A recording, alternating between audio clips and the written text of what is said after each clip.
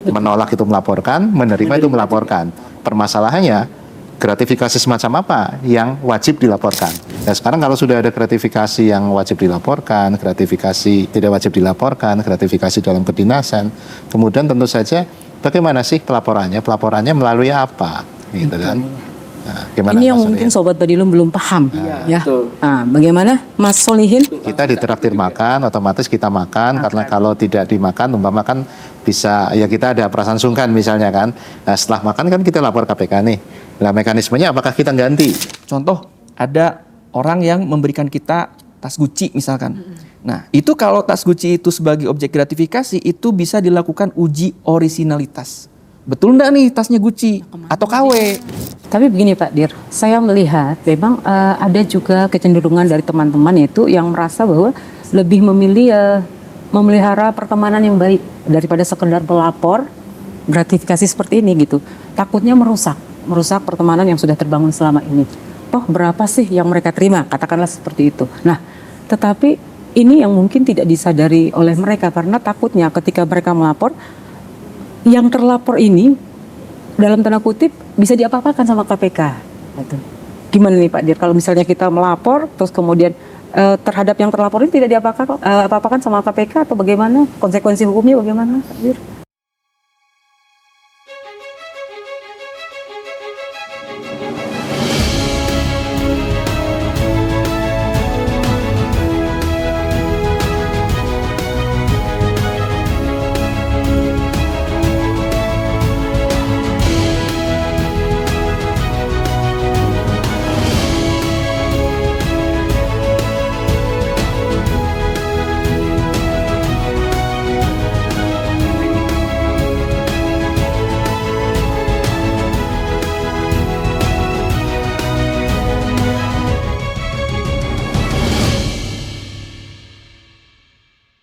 Halo Sobat Badilum, bertemu lagi dengan kami dan pada saat ini kami akan membahas hal-hal yang sangat menarik untuk diikuti oleh Sobat Badilum dimanapun saudara berada.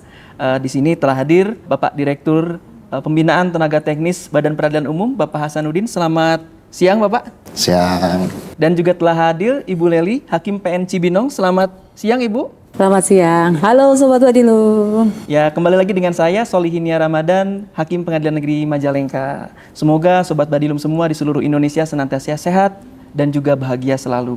Baik, mungkin kita akan lanjut saja ya, karena waktu yang terbatas. Kita akan membahas terkait dengan apa ini kira-kira Pak Direktur? Berkaitan dengan pelaporan gratifikasi. Nah, kenapa gratifikasi pelaporan itu penting? Ya kita mesti diketahui ya, semua satuan kerja, semua warga peradilan mestinya tahu cara pelaporan gratifikasi itu kayak apa. Ya, kita punya data nih. Ya, rupa-rupanya pelaporan gratifikasi itu perlu kita tingkatkan. Ya, ini ada data, saya ada data, tapi saya baca ya. Silahkan Pak Direktur. Jadi saya punya data yang kita ambil dari UPG Badan Pengawasan itu tanggal 31 Oktober 2024. Pada tahun 2023 ada 3 orang yang melaporkan penerimaan atau mungkin penolakan gratifikasi ya dengan jumlah laporan total 5. Kemudian dari 3 orang yang melapor itu dari peradilan umum itu ada 2 orang yang melaporkan dengan total laporan 3 dan 2 orang ini adalah hakim. Ya. Dari tenaga teknis belum, sekretariat belum, PPN belum. Tahun 2024 ini ada 49 orang yang melaporkan sampai dengan tanggal 31. Ya, total laporannya adalah 99. Dari peradilan umum ini ada 17 orang yang memberikan pelaporan. Total pelaporan dari 17 orang itu adalah 34. Kemudian dari 17 orang yang melaporkan itu 14 orang diantaranya adalah hakim. Dari 14 orang hakim ini ya jumlah pelaporannya adalah 31. Kemudian dari sekretariat adalah 2. Kemudian dari PPN adalah 1. Ya, ada PPN pun melaporkan. Wah, menarik ya Pak Direktur ya. Nah, tenaga teknis belum nih.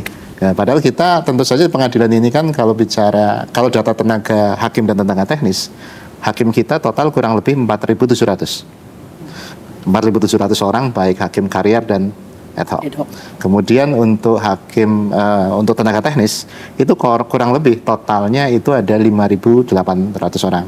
Nah, sehingga tentu saja karena pelaporan gratifikasi ini juga ada sebuah kewajiban, makanya ini perlu diketahui oleh kawan-kawan semua ya dari semua satuan kerja di Indonesia. Oke. Jadi Sobat Badilum ini sangat menarik sekali ya, karena kita bahas terkait dengan pelaporan gratifikasi. Dan tadi sebagaimana disampaikan oleh Pak Direktur, bahwa data pelaporan gratifikasi di lingkungan Badan Peradilan Umum meningkat dari 2023 dengan 2004 ya. Nah kemudian kita tanya dulu nih, Ibu Leli, gimana kira-kira Ibu Leli terkait dengan pelaporan gratifikasi ini? Baik, dari data yang disajikan oleh Pak Dirjen sendiri, bahwa dari jumlah perbandingkan dengan jumlah hakim, saya rasa masih sangat sedikit ya. Iya, Ini rasionya ya? Iya, jadi timbul pertanyaan nih, kira-kira teman-teman itu paham atau bagaimana ini?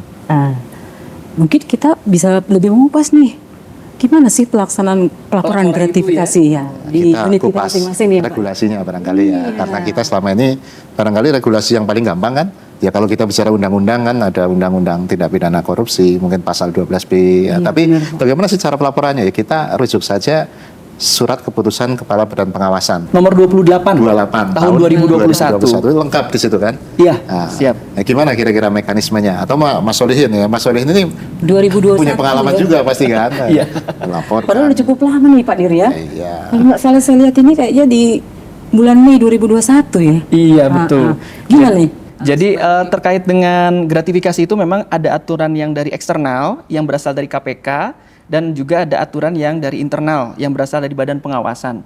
Dan mungkin di sini kalau kita lihat aturannya ini diatur dalam keputusan Kepala Badan Pengawasan Mahkamah Agung Republik Indonesia nomor 28 tahun 2021, dan di sana sudah dijelaskan terkait dengan apa yang dimaksud dengan gratifikasi, kemudian gratifikasi yang wajib dilaporkan kriterianya seperti apa, gratifikasi yang tidak wajib dilaporkan juga seperti apa, termasuk juga gratifikasi yang berkaitan dengan kedinasan.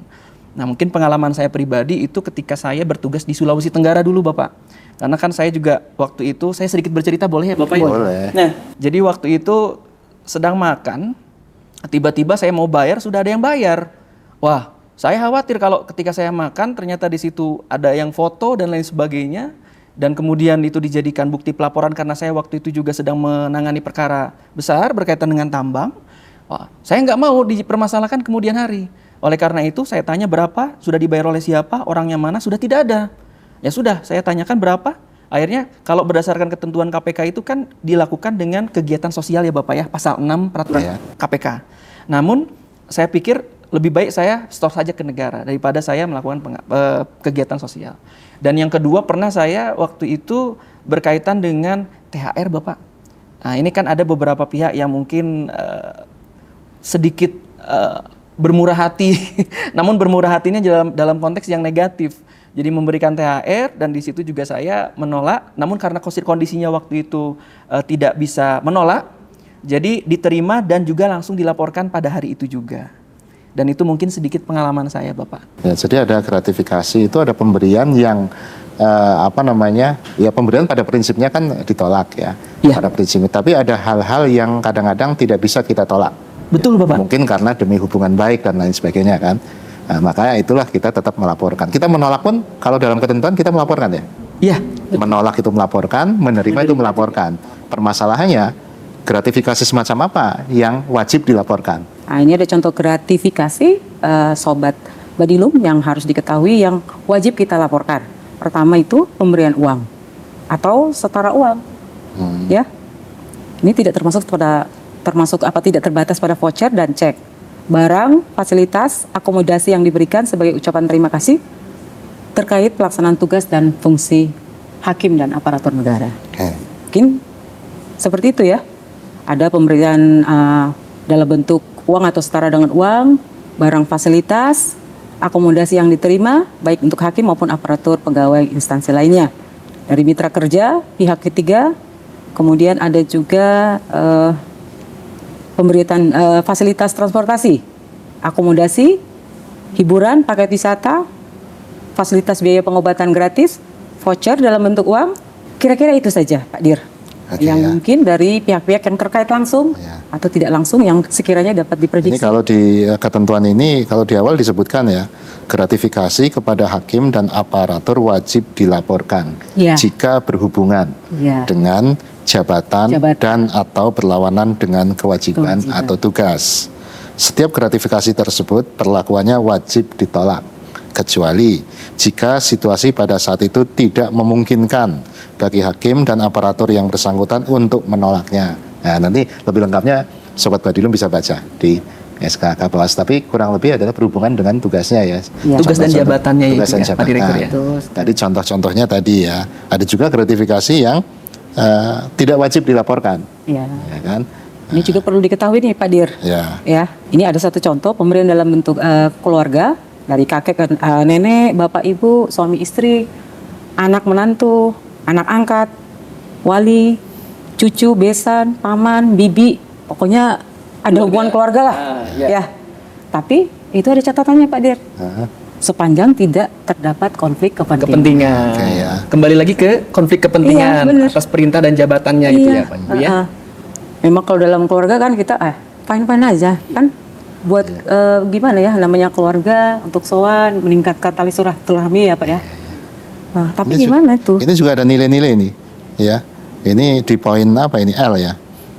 Pemberian terkait dengan pertunangan, pernikahan, kelahiran, akikah, baptis, hitanan, potong gigi, atau upacara adat atau agama lainnya dengan batasan nilai sebesar 1 juta rupiah setiap pemberi. Wah, Setiap 1 juta ya. Ada Setiap batasannya, pemberi. Pak Dir? Batasan setiap pemberi.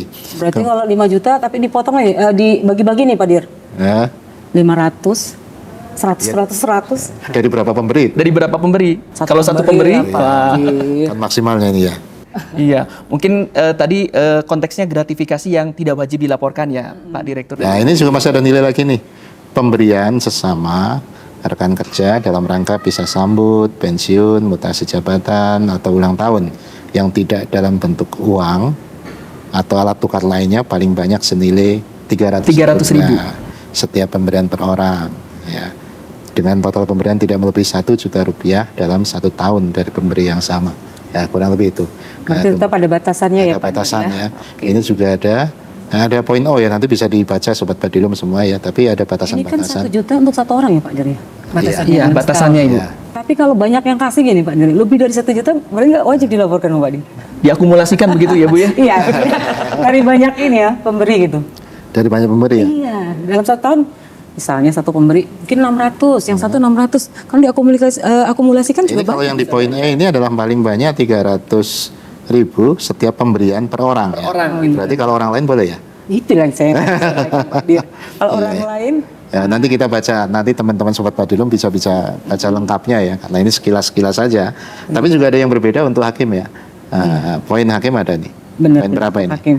Karena dalam kode etik dan pedoman perilaku hakim kan ada nilai yang maksimal 500.000. 500.000 juga, betul. Iya, benar. Ya. Tapi ini intinya lengkap ada di situ.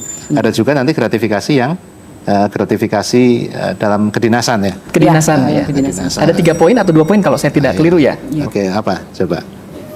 baik ini Sobat Badilum tadi yang kami sebutkan contoh-contohnya adalah salah sebagian aja, tidak semuanya. Nanti lebih lengkapnya Sobat Badilum bisa membaca. Nah ini untuk yang di dalam kedinasan ya. Yang di dalam kedinasan itu misalnya penerimaan yang dikategorikan sebagai gratifikasi terkait dengan kedinasan, yaitu setiap penerimaan yang memiliki karakteristik umum diperoleh secara sah dalam pelaksanaan tugas resmi. Mungkin ya Pak Direktur, kalau dikonkretkannya seperti undangan dari Pemda, ada souvenir, ada apa itu kan dalam konteks tugas resmi dan ada surat tugas. Misalkan seperti itu ya Pak Direktur ya. Mungkin kayak parcel-parcel juga lah ya. Parcel juga kan. Oke. Nah, ini poin B ada, masih ada lagi. Ya, diberikan secara terbuka dalam rangkaian acara kedinasan. Nah, ini pengertian ini dimaknai bahwa cara pemberian yang terbuka disaksikan atau diberikan di hadapan peserta yang lain. Oke. Kemudian masih ada lagi? Berlaku umum. Berlaku umum ya. Nah, ini harus ada syarat juga, yaitu kondisi pemberian yang diberlakukan sama dalam hal jenis, bentuk persyaratan atau nilai mengacu pada standar biaya umum untuk semua peserta dan memenuhi prinsip kewajaran dan kepatutan. Dan di sini juga ada contoh-contohnya ya. Contoh-contohnya Sudah di lengkap, bawahnya. ada contohnya. Betul sekali. Jadi sobat Body Loop tidak bingung. Contohnya seperti apa konkret ini? Nah, saya sebutkan ya. Nah, ini ada fasilitas transportasi, akomodasi, uang saku, jamuan makan, cenderamata yang diterima dari instansi atau lembaga lain berdasarkan penunjukan atau penugasan resmi. Berarti sama Contohnya seperti ya. yang Iya, tadi ya. Ini betul. bagaimana kalau dapat plakat nih? Kita diundang kan dapat plakat biasanya. Betul Ada sekali. dapat Ya, tas ya. souvenir ya gitu, Pak Direktur souvenir ya. kan. Kayaknya termasuk juga nih ya Pak Dir ya. Ya termasuk Dalam kedinasan. yang dilaporkan Iya. apa tidak kedinasan ya. Itu kedinasan artinya tidak wajib dilaporkan ya. Nah, tidak wajib dilaporkan. Oke. Ya sekarang kalau sudah ada gratifikasi yang wajib dilaporkan, gratifikasi tidak wajib dilaporkan, gratifikasi dalam kedinasan. Kemudian tentu saja bagaimana sih pelaporannya? Pelaporannya melalui apa? Gitu kan. Nah, gimana Ini yang Mas mungkin Solihin? Sobat Badilum belum paham ya. betul. Nah, bagaimana Mas Solihin? Nah, jadi gini, kalau Sobat Badilum baca dengan seksama di dalam SK Kabawas nomor 28 tahun 2021 itu ada beberapa sarana pelaporan. Yang pertama bisa melalui aplikasi gratifikasi online dan itu bisa diakses oleh kita semua. Gratifikasi online itu goal.kpk.go.id dan nanti di situ Bapak dan Ibu, rekan-rekan semua bisa login menggunakan NIK atau nomor induk kependudukan, nomor induk kependudukan. Nanti di situ Bapak dan Ibu bisa melaporkan kronologis terkait dengan gratifikasi itu seperti apa dan juga nanti di upload juga bukti gratifikasinya seperti apa. Untuk sarana pertama itu, dan yang kedua dapat melalui UPG terkait. Misalkan di situ ada laporan melalui Bawas, itu bisa melalui email juga atau bisa secara langsung dilaporkan kepada KPK melalui surat yang dapat diunduh di websitenya. Dan untuk lebih mudah sebenarnya KPK sudah membuat aplikasi Goal ini dan ini bisa dimanfaatkan oleh Bapak Ibu semua. Untuk pelaporan ini bisa melalui laptop atau bisa melalui smartphone melalui aplikasi Goal yang di-download di Play Store. Berarti kan lebih mudah ya? Mudah sekali. Nggak susah gitu ya. Tapi kok yang melaporkan sedikit ya? Kenapa ya? Kembali lagi Bu, kemauan dan juga kesadaran. Oh gitu ya. Tapi aplikasi Goal ini itu kan mudah tadi ya. Nah, mudah tinggal buka di website atau download di Play Store atau App Store kan. Tadi mendaftarnya pun mudah, register dulu ya. NIK, ya masukkan NIK, kemudian setelah itu ngisi nama kita dan jabatan. Setelah terregister kita tinggal lapor ya. Nah, sekarang praktek pelaporannya ya. Ketika yang dilaporkan, kira-kira isinya apa saja sih ketika kita melaporkan yang perlu diisi, data yang perlu diisi? Iya, sepengalaman saya di dalam aplikasi Goal karena saya melakukan pelaporan itu melalui aplikasi Goal. Di sana kita tulis dulu sebagai pelapornya siapa, dan nanti di situ akan ditulis kronologis penerimaan atau penolakan. Jadi bisa dilaporkan, kalau misalkan menolak dilaporkan, penerimaan juga bisa dilaporkan. Kemudian nanti akan diberi kesempatan untuk mengunggah dokumen atau bukti gratifikasi itu. Setelah diunggah, nanti kita klik untuk disubmit, kita tunggu sampai dengan KPK membalas untuk menentukan apakah objek yang kita laporkan itu termasuk dalam gratifikasi atau bukan. Dan ini mungkin waktunya sekitar 3 atau 4 hari. Gitu. Seperti itu pengalaman saya. Tadi kan ada juga dokumen juga, mesti tanda bukti ya? Tanda bukti foto ada. nggak? Ada foto yang perlu dilampirkan nggak? Ada. Ada ya? Ada. Nah, misalnya kan kita dapat gratifikasi nih, atau pemberian lah ya. Perlu kita foto dulu? Iya. Lebih bagus betul Betul Bapak gitu ya. Ridho. Iya. Kemudian kan ada juga gratifikasi umpama berupa minuman yang gampang kadaluarsa atau makanan. Ini kan kalau kita simpan di kita jangan-jangan apa ya? cepat rusak ya, cepat Pak rusak Dewi. ya. Iya. Itu solusinya bagaimana? Ya, mungkin Ibu bisa menjelaskan Ibu. Biasanya itu pengalaman kami dulu ada makanan Pak Dir Ya, ya. makanan. Jadi itu dilaporkan kepada tim, kalau gitu ada tim UPG ya di Satker. Ini tidak langsung ke KPK ya, dibuat berita acara, dilaporkan, tapi itu disimpan sampel, nanti karena itu cepat rusak, itu nanti ada berita acara untuk pemusnahannya. Oke ya. Gitu, tapi tetap dilaporkan. Karena memang kalau kita biarkan sampai lama, kan juga merusak kesehatan, mempunyai dampak Mungkin yang dikeluarkan seperti itu. sebenarnya aja, setorkan saja atau serahkan saja ke Tim langsung yang kepada membutuhkan. Oh, Nah, misalnya bisa ke juga seperti itu. panti asuhan, yayasan, atau pada pihak yang membutuhkan. Dan karena di pelaporan ini kan butuh tanda bukti ya. Iya. Nah, barangkali ketika kita menyerahkan minta semacam nota, bukti dan difoto, ya kan. Nanti kita unggah, betul ya? Betul. Nah, kita unggah. Tapi kalau misalnya makanan nih Pak Dir, kalau misalnya makanan yang dalam bentuk instan yang bertahan cukup lama, mungkin bisa seperti itu tuh.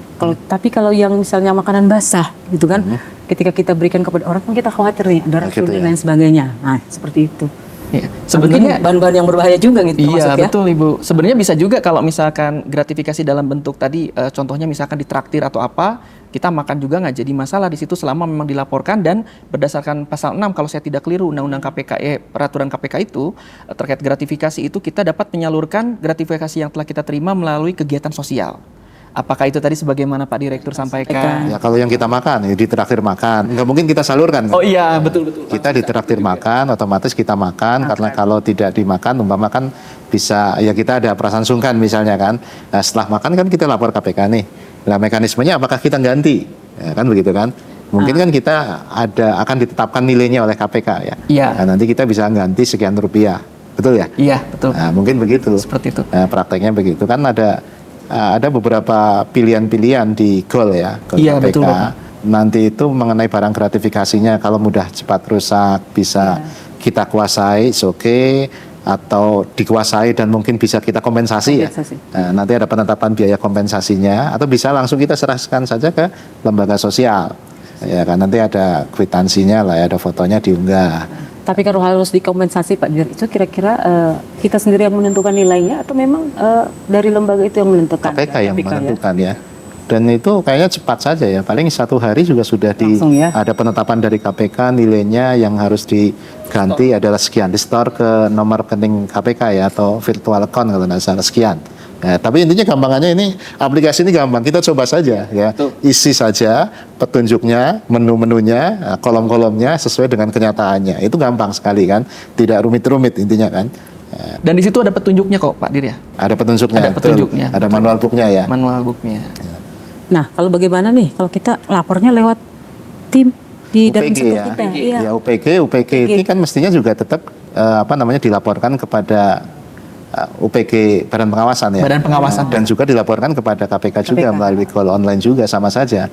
Sedangkan kita kalau penekanan kemarin ada perintah dari pimpinan Pak Dirjen dalam WA yang beredar itu kan melalui Goal malah ya.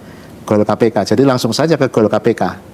Ya. Kalau UPG ini bisa efektif tentu saja juga bisa via UPG kan. Tapi kadang-kadang ada di beberapa tempat pengalaman kan kita nyetor ke UPG-nya nggak mau, ngerepotin kami mungkin begitu ya. Lebih baik langsung aja. Langsung aja ke Goal KPK barangkali makanya dengan Goal KPK lebih efektif, lebih gampang gitu kan. Silakan saja. Dan tadi kan makanan yang misalkan contoh barang yang cepat basi gitu ya. Nah, kalau misalkan barang yang bernilai dan itu barang yang misalkan tidak bisa dimakan begitu ya, itu ada ketentuan lain Pak Direktur dan Ibu. Ya, gimana? Jadi kalau misalkan kita dapat misalkan barang cenderamata yang harganya misalkan lebih dari 10 juta atau misalkan yang memang berlapis emas begitu ya. Itu sebenarnya kalau dilaporkan di dalam Goal itu bisa melalui sistem kompensasi tadi seperti Pak Direktur, dan itu barang kalau misalkan contoh ada orang yang memberikan kita tas Gucci misalkan. Nah, itu kalau tas Gucci itu sebagai objek gratifikasi itu bisa dilakukan uji orisinalitas. Betul enggak nih tasnya Gucci atau KW? Nah, itu nanti disampaikan di KPK. Jadi KPK nanti yang akan menguji barang itu asli atau palsu, dan untuk barang yang tadi ditetapkan oleh KPK bahwa barang tersebut adalah objek gratifikasi, maka akan diserahkan ke Direktorat Jenderal Kekayaan Negara. Dan nanti akan didata bahwa di situ telah dilakukan penerimaan gratifikasi oleh yang bersangkutan dan telah diserahkan. Nah, itu perbedaannya. Artinya ketika kita melapor ya dengan barang tersebut, ini apakah barang ini langsung kita kirimkan juga atau kita serahkan kepada tim atau langsung kepada KPK atau kita menunggu sampai nanti ada semacam penentuan status itu dari KPK dengan dari KPK menunggu status. Berarti barang itu dalam penguasaan kita atau kita serahkan kepada UPG itu? Kita harus simpan dulu barang tersebut dan jangan dipakai apalagi dialihkan kepada pihak ketiga. Nanti kalau diminta dikirim ke KPK pun biaya atas tanggungan KPK ya. Tanggungan KPK. Jadi intinya ketika kita ngisi aplikasi itu ya kita tunggu saja setelah ngisi. Nanti ada notifikasi atau pemberitahuan dari KPK apa yang kita lakukan. Kadang-kadang kita memberikan pelaporan misalnya barangnya atau kronologisnya tidak jelas. Nanti barang dari KPK pun akan WA. Dan nomor resminya WA kronologisnya semacam apa untuk diperjelas misalnya kan. Kemudian kalau nilainya kadang-kadang kita dapat pemberian umpama barang, tapi barang itu tidak jelas misalnya beratnya dan lain sebagainya pun akan diminta kan. Beratnya berapa sih? Ya, misalnya apa kue misalnya atau berapa banyak atau berapa kilo kan akan dikonfirmasi. Nah, setelah itulah baru kemudian mereka menetapkan biaya total harganya dan berapa yang bisa dikompensasi dibayar oleh kita. Dikasih nomor virtual account kalau tidak salah ya. Nah itu kurang lebih kan begitu. Pokoknya prosesnya gampang. Kita Sobat Badilum tinggal buka saja lah call nanti Badilum insya Allah juga akan memonef hal itu ya, karena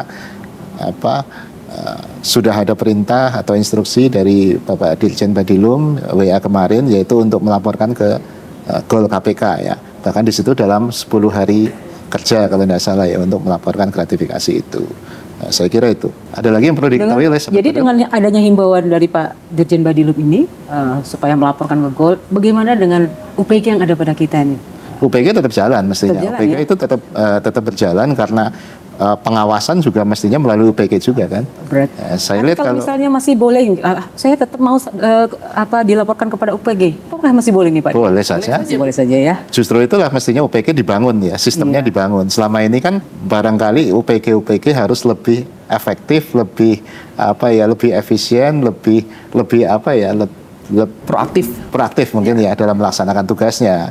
Jangan sampai terjadi dibentuklah tim UPG, SK-nya ada, aktivitasnya mungkin itulah yang perlu ditingkatkan. Makanya kan begitu kan.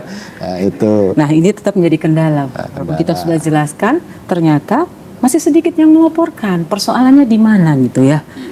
Kalau di Satker pasti sudah ada UPG ya?